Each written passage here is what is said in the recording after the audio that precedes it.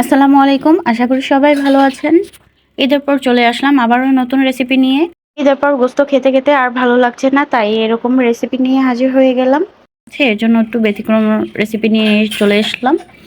আমি এখানে পরিমাণ মতো ডাল নিয়ে নিয়েছি, পেঁয়াজ কুচি নিয়ে নিয়েছি, 4টা শুকনো মরিচ নিয়ে নিয়েছি। আপনারা চাইলে কাঁচা মরিচটা ব্যবহার করতে পারেন। আর পরিমাণ মতো হলুদ গুঁড়ো, মরিচ গুঁড়ো, স্বাদ মতো লবণ দিয়ে, আর এখানে দিয়ে দিচ্ছি হাফ চামচ ধনিয়া গুঁড়ো দিয়ে ভালো করে মেখে নিচ্ছি। এভাবে করে একবার হলো বাসায় ট্রাই করে দেখবেন, কত সহজভাবে এই রেসিপিটা তৈরি করে নিতে পারবেন। যারা নতুন রাঁধুনি আছেন তারা এই রেসিপিটা সহজভাবেই রান্না করে নিতে পারবেন। এখানে আমি পরিমাণ মতো তেল অ্যাড করে দিলাম। অল্প তেল দিয়ে এই রেসিপিটা তৈরি করে নিতে পারবেন। এভাবে করে রান্না করলে এর স্বাদ কখনো ভুলতে পারবেন না, এতটাই টেস্ট। এখন আমি পরিমাণ মতো পানি দিয়ে দিচ্ছি।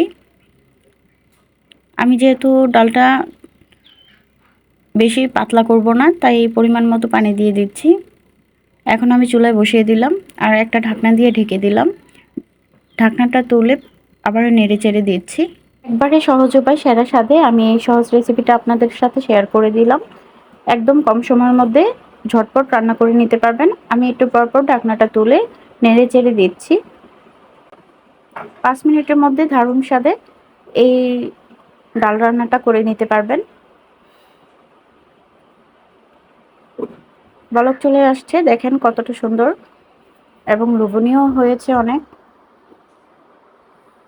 খেতে দারুণ টেস্ট হয়েছে। একবার হলো বাসায় ট্রাই করে দেখবেন কতটা টেস্টি হয় এভাবে করে রান্না করলে। ভালো করে জাল করে নিতে হবে।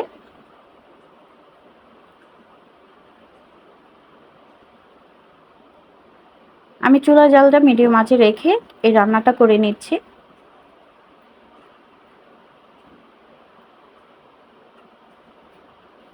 ডালটা সিদ্ধ হয়েছে, আরও কিছুক্ষণ আমি জাল করে নেব।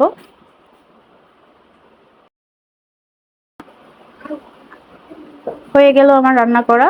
লবণটা একটু কম হয়েছে পরিমাণে, তাই আর একটু লবণ অ্যাড করে দিয়েছি।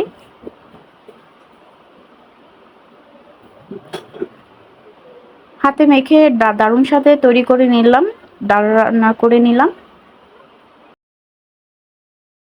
ধনিয়া পাতা দিয়ে দিচ্ছি। হয়ে গেল আমার রান্নাটা কমপ্লিট।